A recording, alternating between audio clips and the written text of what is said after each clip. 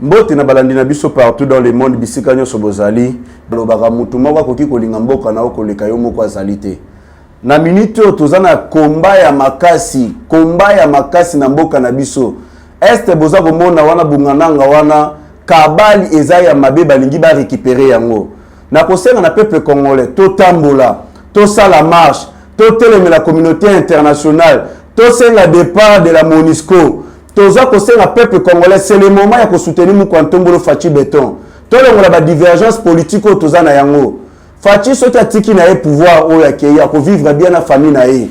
Mais mboka o soki atiki yango na maboko ya bandoki. Biso nde mutu tozangi même ba mbongo ya kofuta to voyager na ba poto to ko souffrir. Alors le kola yaza mwana ya mboka to accompagner to tika distraction. Ebele ya ba congolais bozo melana no ba gene. Ebele bozo beta ba Paris foot. Ebele bozo kufula ba musique. Mais degré insécurité réseau lingé na mboka na biso so botelemité borondimate. Insécurité on a ce que je yawa ozala na ta ya Robert Ndule te ta ya kolia te puisque belé bozo la social na masasi okokolia te. Et là comment ya malamu ekozala te. Alors totelema ndenge balobaka musapi moko esokola kelongité union fait la force. Plan réseau le kana bungananga ebele bazo réaliser te kabal nini ezali. Bazo linga ba pousser chef de l'état jusqu'au bout. A comme a condimé la proposition à Bango. Mais le président de la République a s'opposé catégoriquement. Alors, il n'a procédé à la chantage, n'a binoté, la demande n'a binoté. Nous, pour tout le monde, nous avons Ndazali et Moko. Biso peuple, ceux qui te télémito accompagné, force n'a pas kobima. Nazota moulana moni peuple, bozo simba bakaliko, bozo yemela batu, bozo lata ba polo. C'est pas le moment. Moment ya kosala la publicité à batu ezate. Moment où eza moment to sala marche to teleme la même proposition ya Museveni ya zone tampon ya zosenga. Et bien là vous comprendre la réalité ya danger ezali na terrain te. To telema. Ceux qui vont rêver bokolela, to kolela même en général. Mboka na biso ezali na bitumba ya makasi to telema. Tozo senga na Assemblée nationale. La majorité même kuna na l'Assemblée nationale boza ya biso ya bana ya mboka. Peu importe les 128 Rwandais bazali kuna na tinda kuna. Majorité boza ya mboka. Bon voter loi na armée na biso ba o ba kokota na armée na biso. Ezala ba o bazui ba formation militaire na mboka na biso. Ou soit ba o bazui ba formation militaire même na étranger na baza ya biso. Ba o ba tika jamais kozala na armée étrangère te. Ba o baza de père et de mère. Bon voter loi pour la sauver le cannabis, bon télément. Mission peuple atindela kibi les avons défendre dans l'Assemblée nationale.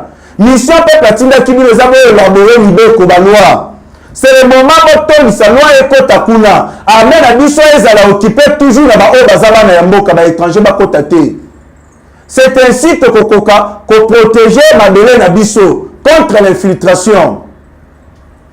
Chef de l'État Fachi Beton a déterminé. Museveni a plus dangereux que Paul Kagame. Il a dit pourquoi on a lobby.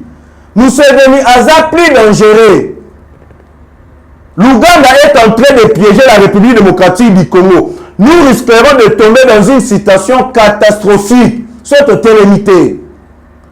Bolanda qui est le président de la République, Félix Antoine Tshisekedi Tshilombo, a envoyé ses conseillers à l'Ouganda, les délégations composées de plusieurs personnalités, entre autres Alexis Bizarro, Bomonaki Akitaki Kuna, mission à Ezalaki Nini. Bolandaki même ministre des Affaires étrangères, Christophe Lutundula, à l'Ebaki à Nairobi, James Kabarebe à l'Obi na biso ba parrain ba M23 Ezali Uganda Museveni. Bolanda qui même ba M23 ba komaki ko recruter ba jeune na Uganda ba ko tsa bango na kati ya M23 pour la ko créer insécurité na est. Bolanda qui parce que Uganda a komaki ko tanga ma partout na makabozo salema na est de la République démocratique du Congo na makamba ba M23. C'est pour cela que le chef de l'État a envoyé une délégation là-bas, conseiller spécial na Kokuta Nana Museveni. Alexis Bizarro a lobby na Museveni boye. Museveni, toyebi ke yo ozali ko soutenir ba M23. A marché ba mota lobby na Museveni ke yo toyebi ozali ko soutenir ba M23. Alexis Bizarro a ebisi bongo. Na koki même kozo misabino na makambo lekaki. avant ba M23 oyo ezali autrement armée rwandaise bazwa contrôle ya Bungananga bazalaki soutenir na armée ougandaise nde mutu batrakaki bamenasaki le FARDC barécupéraki Bungananga bozomona wana ezali na de armée vandi kuna armée rwandaise na burundaise vandi kuna na Bungananga. C'est pour cela que le FARDC n'arrive pas à résister pour récupérer Bungananga puisque des armées vandi kuna wana plan eza ya Rwanda na ya Museveni. C'est pour cela que le chef de l'État a dit que Museveni atika makamazo sala. Donc, Alexis Bissaro a lobby vérité dans Museveni. Nous savons que toi aussi tu es dedans. Toi et Paul Kagame, vous allez soutenir la M23. Nous avons des preuves. Boyoka kitam totel misaki bitumba na Rwanda na sima ya M23. Bolandaki Moïse mwana ya Museveni alobaki boye. Oyo ako attaquer entre na ngai Paul Kagame. Ngai sur le plan militaire naza makasi toko s'en charger na ye. Ba menace déjà zo bandaki. Pour comprendre Uganda oyo tokanisa ki bakoka ki ko aider biso. To si c'est sécurité mais plus tard bango ba koti na kabale pour na ba récupérer teni ya mabele na biso. Même Herman Cohen a s'imposé contre la force régionale. Chef de l'État a voyé que l'armée rwandaise est à la Nakati. Mais tandis que Ouganda Zali, tandis que Kenya Zali, insécurité aussi la terre. Et ça, j'ai la communauté internationale. Ne bazana Simawana. Rwanda a la force. Ouganda communauté internationale. Ne bazana Nizaba Moumisaka Babel de Teni Yamadele. Bako Kakakoi Baba Minere na Bisonege Bamisana. Bolandaki embargo ezalaki maintenu contre biso. Eza embargo ezamaki na 2008. Bapesaki à l'époque régime ya Hippolyte Kanambe Kazembere. Armée la biso bandaki kosala ba trafic ya minduki kopesa na ba rebelle.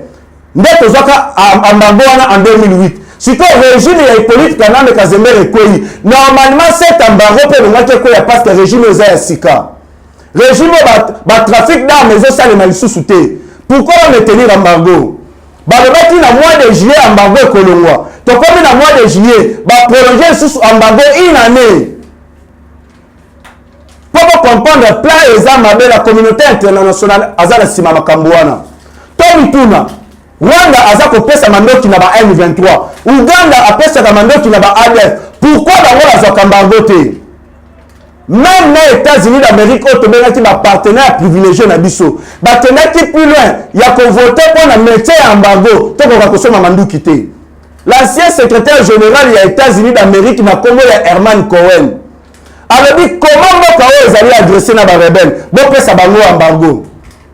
Alors dit na ba Congolais, alors dit même na Mali ba Telema, ba bloquer la route na communauté internationale. Tout Telema, tout la décision embargo wana. Pour comprendre le tabac des alliés Yamadé, la communauté internationale, les multinationales, même les pays occidentaux, les alliés na kati ya combat pour déstabiliser le chef de l'État, a concédé qu'on dit accord Yamadé, accord diabolique wana. Le président de la République Kalobaki, soit la paix totale, soit la guerre totale. Avant toute discussion, et c'est même tout bunda, tous ça honneur dignité na biso zonga. Mais biso peuple congolais, tous alliés embrayés. Tozolanda bato bazopesa biso ba polo, bazopesa biso ba $10. Est-ce que $10 wana même te ko changer vie na yo? Est-ce que $10 wana même te ko sauver mboka na yo? Bolandaki Martin Fayulu akendaki na Kisangani. C'est pas le moment. Même Patrick Mouyaya alobaki boye. Ceux qui bokoki ko attaquer chef de l'État, bon attaquer sous la nani attaquer politicien. Mais bon attaquer était comme le commandant suprême de l'armée et la police congolaise. Na moment oyo tozali adressé to soutenir ye to tika ba divergence wana. Martin Fayulu est allé à Kisangani azali koloba soki akomaki président de la République na mboka oyo. Insécurité ngaki si la sociale ngaki za la malam. Mais tokotu na campagne électorale en 2018 azalaki le seul opposant oyo akendaki na boni na Kasindi na zone rouge là où il y avait l'insécurité. Ezalaki ba ADF ne basalaki sécurité na ye.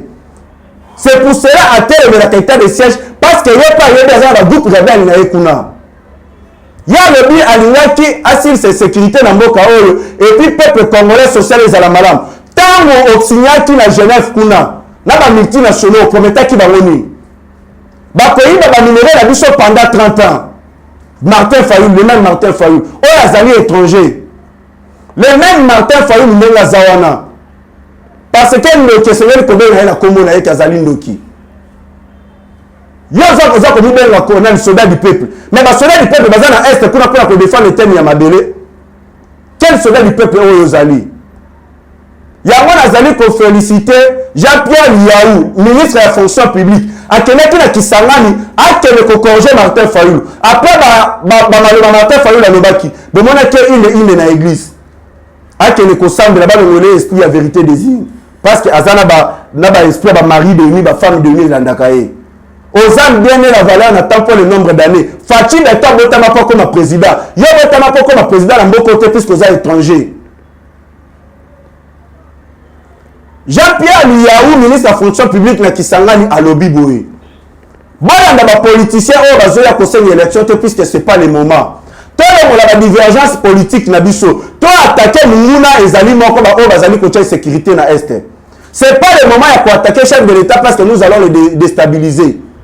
Alors, les gens qui ont Mokumbi avion, Mokumbi pepo. Ce qui ont lié Libala à Kouéi. Yeba, Ozali pour crash avion. Tant avion que ça la crash. Donc, même là, bateau va la carte avion, on a bakoufa. Veut dire, moi, cannabiso. Ceux qui veulent déstabiliser le chef de l'État, ceux qui ont abandonné Mboka Oekei. Après, il faut aller comme ça la comédie. Il y a le bâti na biso que toi, quand on a une politique, quand on a Kazembe, comme ça, tu comptes faire un dégueulasse, tu comptes ça pour Mboka Oekei Libuso. Tant que on a une politique, quand on a Kazembe, ni a Sali. Il politique, quand on a Kazembe, a comme patron financier, il y a Martin Fayulu. Qu'on peut ça dans la campagne, ma campagne sur Salara. Quel jeu Martin Fayulu a joué Biso?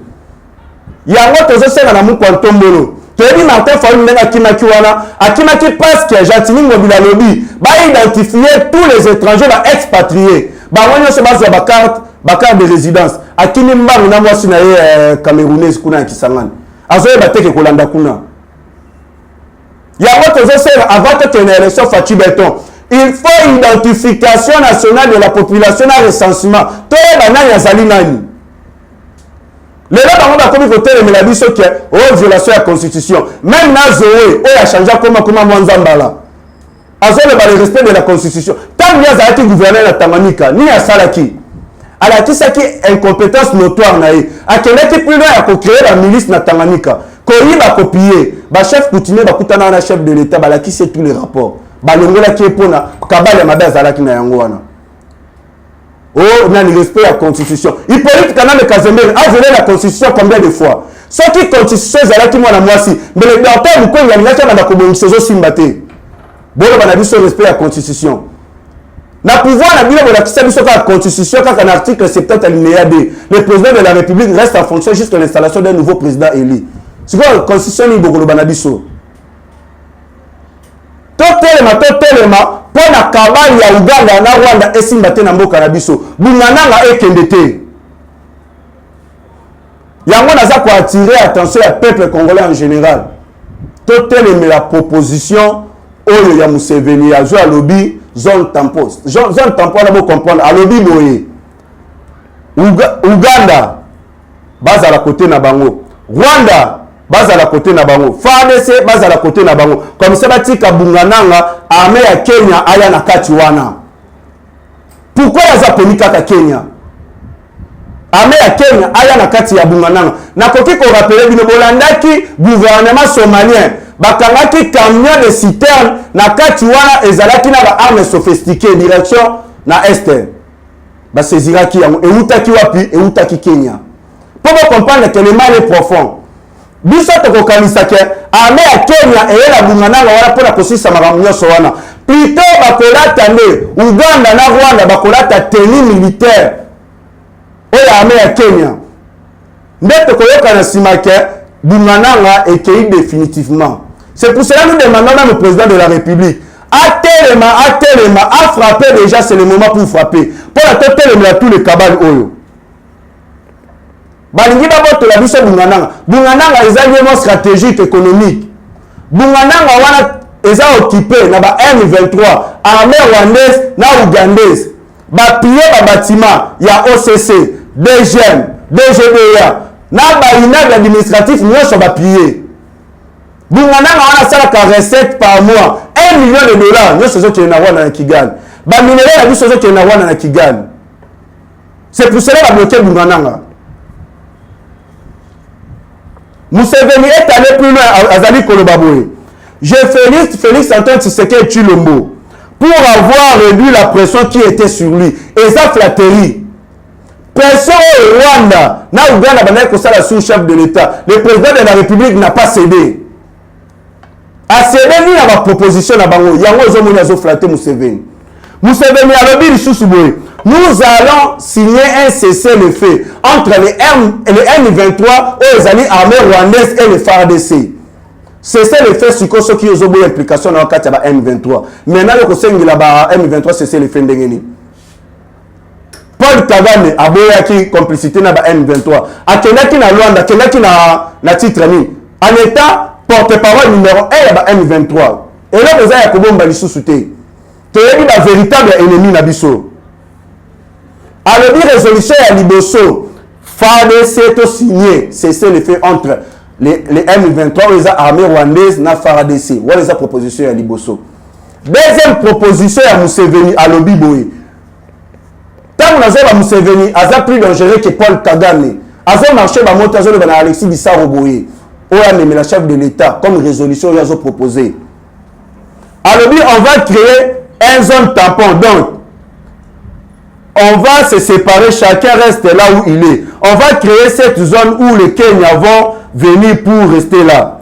Pourquoi vous savez là pour Kenya, tandis que la nation sous Zali, bon comprendre le peuple congolais. Rwanda ya Kenya kaka na zolo banabino eza pour na koyede Rwanda na Uganda. Bazo définitivement bungananga. Mission na bango bazali na yango wana. Donc boye baka bungananga eza occupé na armée ougandaise na Rwanda. Armée rwandaise. Il y a vraiment une résistance aux autres à la Makasi. Jusqu'aujourd'hui, les FARDC n'arrivent pas à récupérer Bungananga. Museveni alobi, bango bazalaka na guerre plus de 50 ans. Tomi Tuna, guerre bozala na Uganda plus de 50 ans na etali biso na nini. Problème na biso na guerre na bino il y a plus de 50 ans etali biso na nini biso peuple congolais. A proposer à l'Obiboy, nous pouvons résoudre cette histoire vite et définitivement. Alors, tout cas proposition nae Museveni a Lobiboé, to dialoguer na ba M23, to zo bango to intégrer bango na kati ya FARDC. Tala degré ya Kindoki. Oye Museveni a lobi to dialoguer na ba M23. Comme ça to zo bango to intégrer bango na kati ya armée congolaise. Proposition à Museveni. Ce qui est la proposition na to céder sur yango, ba M23 ba continue armée na biso ba kembo kekei. Et si limbo kekei.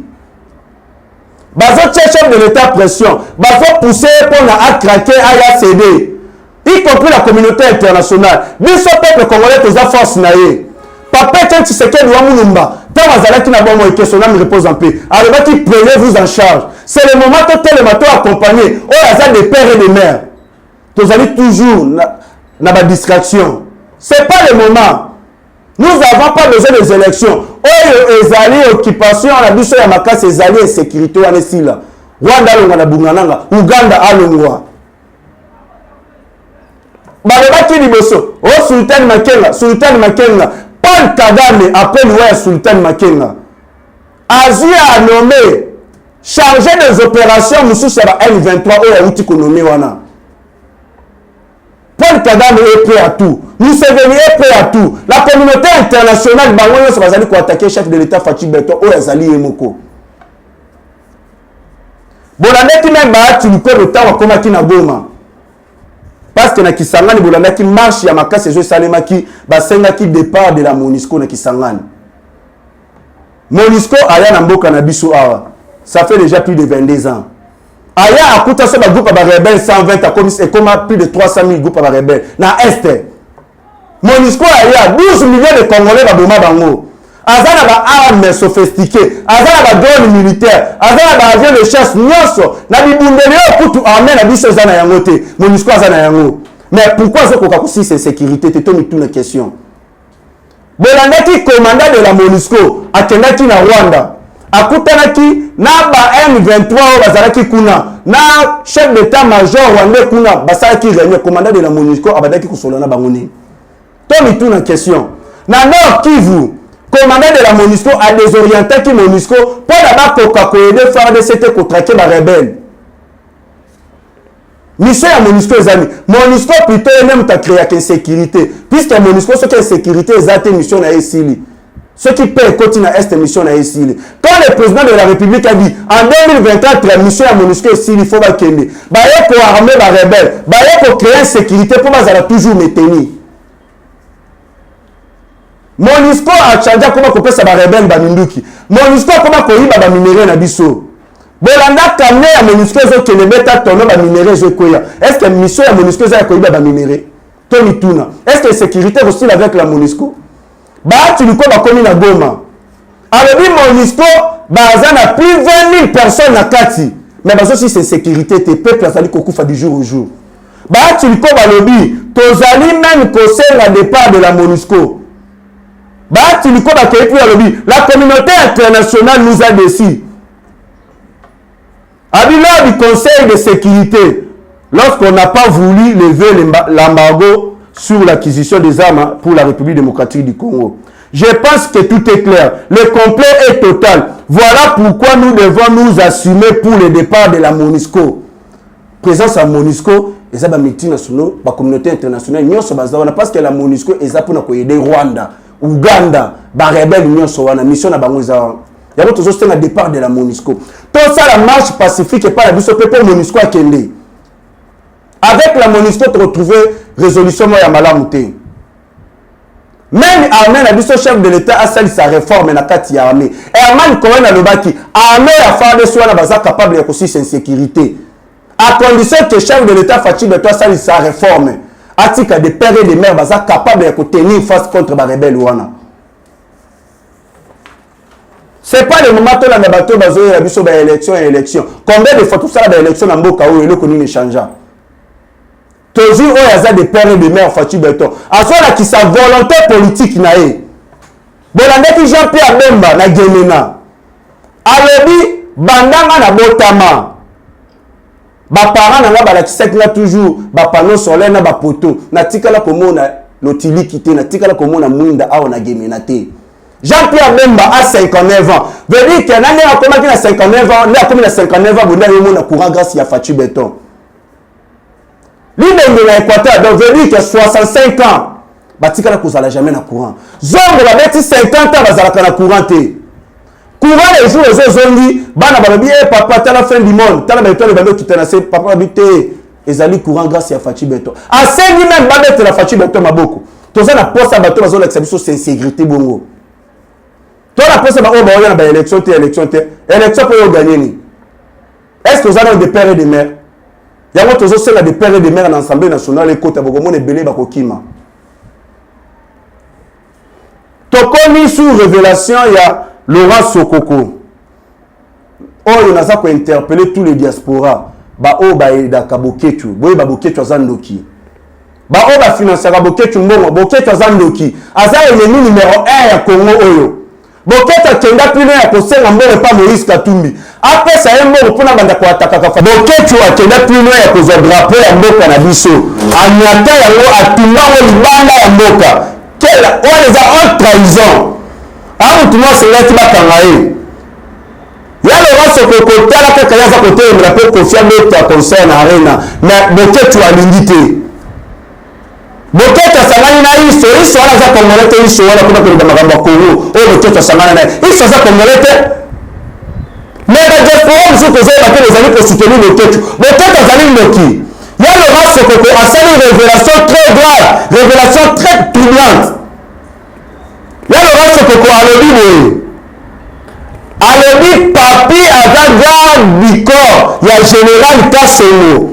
Papi azaga du corps ya général Kasongo. Alobi ayebi te so papi a changé Congo. Ya yebi na Congo ya papi ga du corps ya général Kasongo. Azana tous les peuples. Azo faire la gouvernement congolaise. Baza yena boketu basamba. Ou même Interpol basamba sabango libale. Akoetale tous les peuples makambo azali koleba. Alobi boketu alema papi wana ga du corps ya général Kasongo. Basola na le téléphone. Après c'est 4 personnes c'est là basa mission na bango batumba. Papi wana après avoir kosa bakamba na boketu bayokani. Basube ate kotumba marché de la liberté.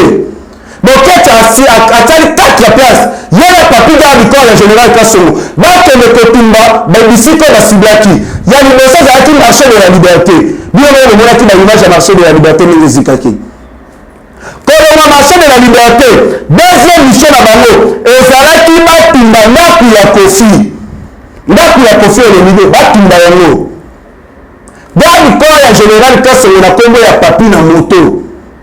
Na mutu azalaki na sima ya moto bazaki le directeur ya ndaku ya Kofi batumba nde moto balukaki mutu moko azalaki na sima akoyaki abukalaki likolo ya Laurent Sokoko alobi ayebi te soki mutu wana akufaki ubien ndenge nini donc ndezabe eyebani te so akufaki to ndenge nini yango nde mpe ampeshaki baacheve mission na bango ya kotumba na oyo ya Kofi.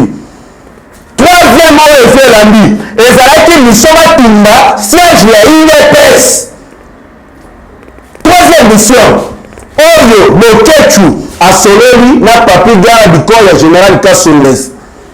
Marché de la liberté, la maman a dit sur la tête à Kakuna. Est-ce que maman a tout sur la Rwandais? Non, Boketu, la maman a tout sur la Rwandais. Maman a dit sur la tête à la marché de la liberté. Est-ce que Kofi a la zaki tu Rwandais pour tout mandat Kunae? Est-ce que il est presse? Bakongolais même Baza Kuna ou la Rwandais Bazali Kuna pour la botu. Bah, diaspora va nous tout la vie de nos questions. Après que tu m'as marché de la liberté, on va dans le monde congolais de la Kakuna. Quand on est contumé pour la Kofi, on est dans sali, tu confusion quand tu as activé le salement, nous sommes à achever à nos athées. Troisième, les aïeux contumé à l'UDPS. Nous avons combattu la carte Bakoufa. D'ailleurs, les politiques, quand même, Kazembe, la salle 14 ans à pouvoir, on a bien 14 roquettes, la permanence, au coup, sur la combattant et belé. Quatrième, les Alaki, Baké le contumé 7 Congo, à la gare centrale. 7 Congo est à la gare centrale. Michel Abamo Zalaki à Rwanda. Il y a le roi Sokoko a toutes les preuves. Gouvernement congolais, Bobé Sangana Bouké qui Tokosamba n'a pas de preuve. Ou soit Interpol, Tokosamba, n'a pas preuve déjà, n'a pas preuve venir sur. Garde du corps, le général Kasso, on a combo ya papi, donc Tatumbaki, marché de la liberté, on a mission Bouké tu as ça qui est. N'a pas mot, on a timé la qui est, on a diaspora, on a compé ça ekuna. Après wana mission zalaki ni batumba ndaku ya Kofi madje moto na bango salaki atiba mutu moko abuka na to akufaka yebanité yango mona ida chevaki mission na bango batumba ndaku Kofi te. Troisième les zalaki batumba UDPS na ba combattant na carte. Quatrième les zalaki batumba 7 Congo ezala na gare centrale siko Boketu boni basiko za ba bloc ona nyo soleza ya bana mboka ba congolais to ba congolais te na ba diaspora toujours ba te Boketu za vampire Boketu za ndoki azala un moko na mboka oyo mutu nyasa ye njenge mboka oyo Boketu akondinga ete à part à l'étranger. C'est pour cela que le tête a plus loin à soutenir Moïse Katumbi. Bah moi on sait pas que ça c'était à Moïse Katumbi.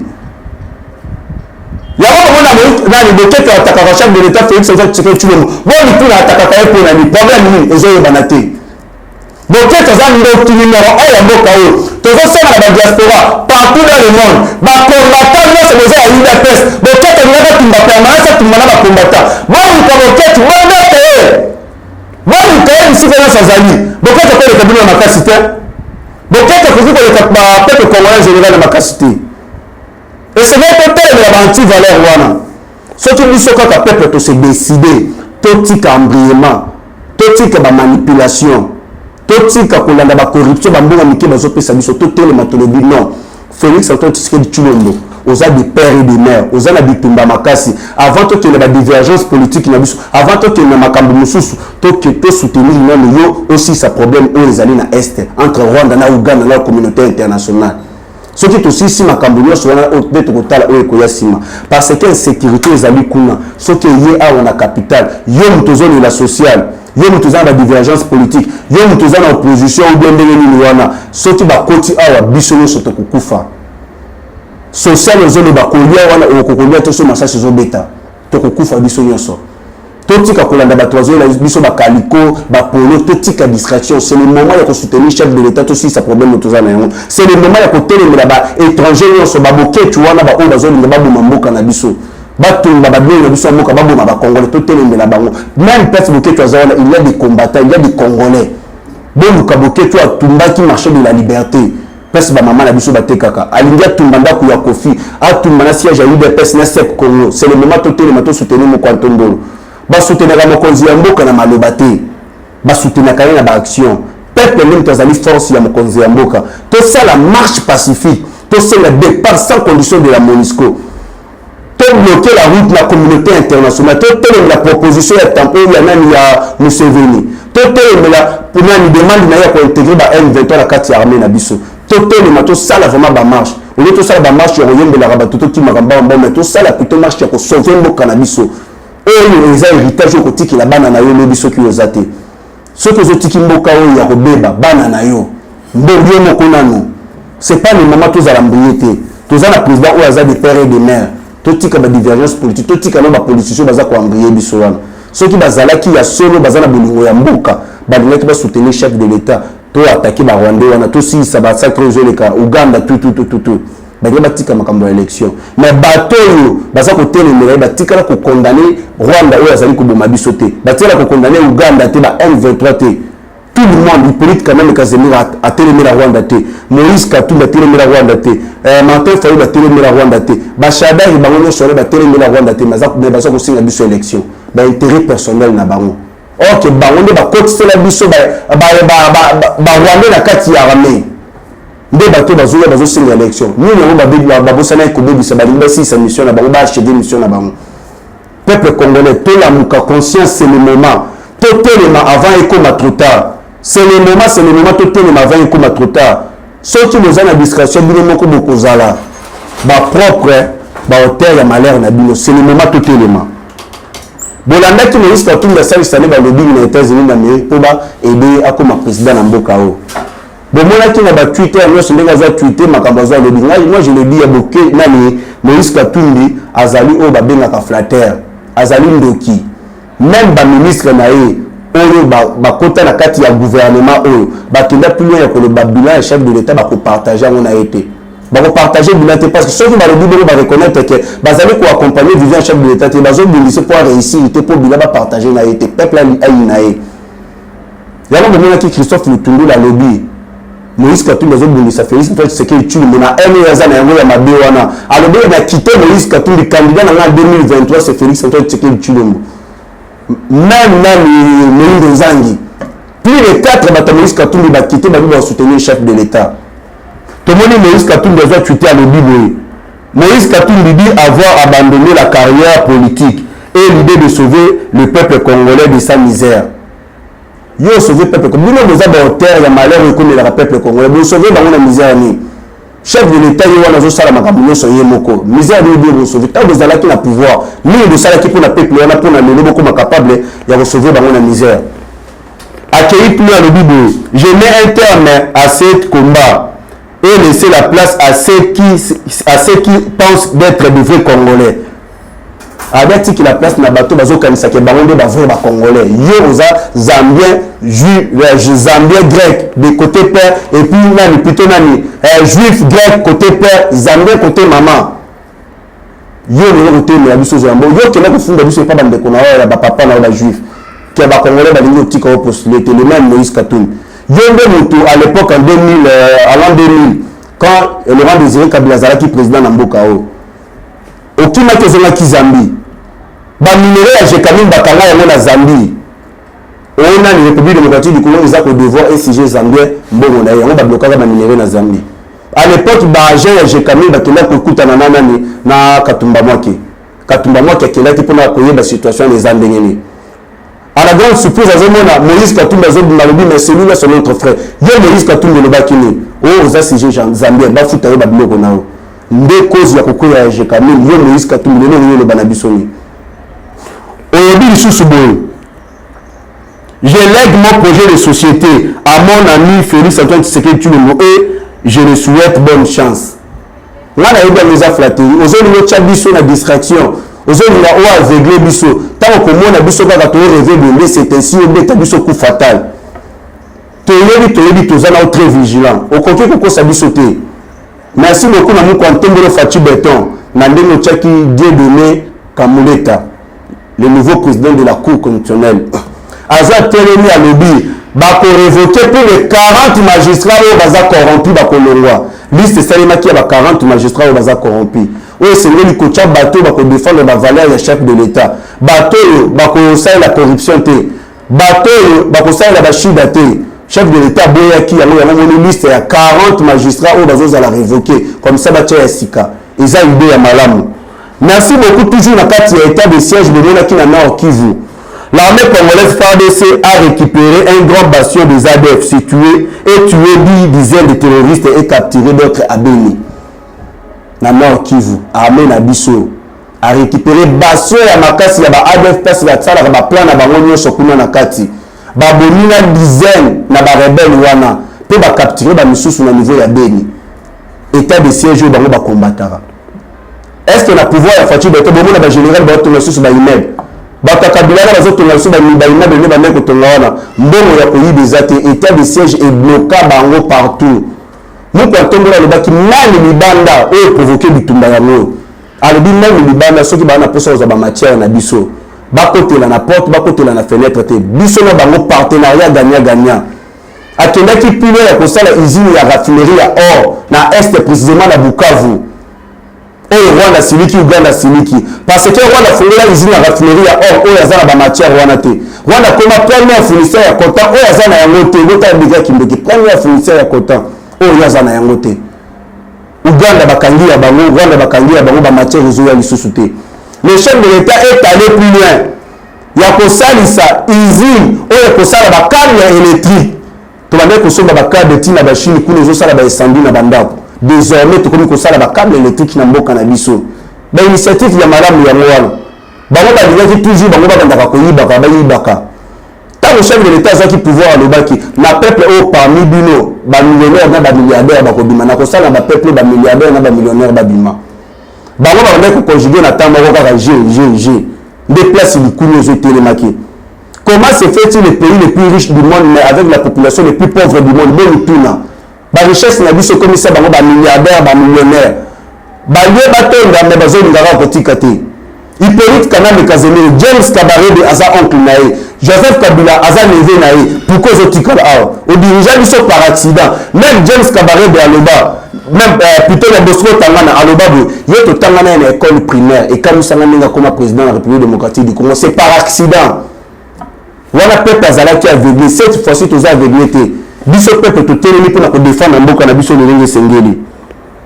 Depuis le départ de la MONUSCO, il y a plus de tueries à Kamanda dans le territoire de Mambasa en Ituri. Talaka ya MONUSCO banda a longwa kaka na Kamanda na territoire ya Mambasa na Ituri. Kuna massacre zalaka lisusu te. C'est pour cela que je dis tout est pour le départ sans condition de la MONUSCO. Sinon te bakabale ko silate et ko continuer toujours. Merci beaucoup toujours na kati ya état de siège. Baluku Rajabu, financier des ADF, vient d'être arrêté par une unité spéciale de FARDC dans les régions de Beni. Il est les personnes les plus importantes des ADF. On a pesa kabango bamboro bamakamunyo sezo sengeli FARDC akangi bango. Akangi plutôt. Wana grâce à l'état de siège instauré par Fatou Beton. Pour aussi ça bango tina suka. Je dois aussi répondre à Emmanuel Ramazan Shadari. Yo senga élection. Yo zo ba soki élection salimité guerre ekopona na eko pela na mboka oyo ekozala comme provocation. Et lobi avant qu'on ait une élection Denis Kadima azalate, Denis Kadima zo gêné bino nani. Dieu na kobana na yo tango le baki so ba simbi ya ba yuma boko paralyser mboka o paralyser mboka o. O sala le comment quand on a plutôt ba binisa na ndako ya leta na Bende. Yo Shadari yo kenda fini ya kolongola ba prise. On a ba ampoule, au gratter na ba couleur qui nous tient na ba parce que ba binisa que na ndako zo vendre na futa raté. O za ya leta. Yo Shadari yo za na éducation ya mabe zo le ba ke muta fingeli mama na yo zo isela ye mama na ye. Le même Shadari. Merci à nous de couper sa biseau. Constitution nous dit que les chefs de l'État respectés au bout de respecter. Donc, quel biseau a bien malumalu. Oh, il y a ça tricage dans l'élection. Yowana Nzambe a pesa et tout à Koufa un mètre dans le cercueil. Quand on est dans le ça la haute trahison et politique quand on est gazendé. Par contre, il y a 128 députés. Oh, la Zali Rwanda, Tina Sénat, infiltration partout qu'on est dans la. Abe malumalu nani ngoimu nda pito ngoimu nda yowana na niveau ya nani ya Katanga achamba na drapeau République du Katanga bakata Katanga yowana balingaki bakomisa Katanga République du Katanga oyo bino bato bochaka na baseni lelo yowana za na boloko botie la biso ba criminel siko bozo à côté de Denis Kadima za ko gelé bino na nini parce que avec Denis Kadima beaucoup tricher te frère électoral ko zalaté avec Denis Kadima pour la candidature à Batobele ko zal invalider pour se mettre ba o ya candidature il faut respecter tous les critères. Vous avez des choses qui sont très importantes. Vous avez des choses qui sont très importantes. Vous avez respecter. Vous avez jamais que ça, l'élection de respecter les constitutionnels et les communautés. Tricherie, la tricherie, violation de la constitution. Biso les tous nous pris à l'élection, biso peuple congolais, tu as pris à l'élection.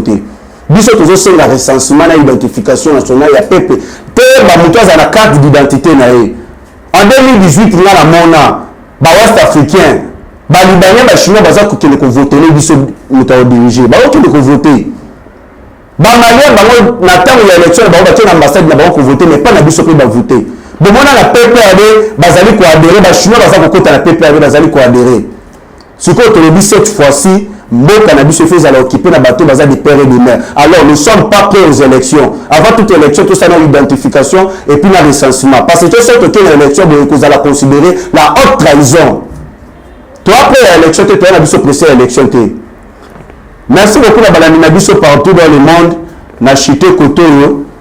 On va vous en appeler contacter pour na reproche, conseil, on va même la problème ils ont dérangé, on sécurité le delà. Numéro on a plus 243 89 60 77 556 89 60 77 556 tout le monde a mis dans mon colo. Oh, les amis, merci.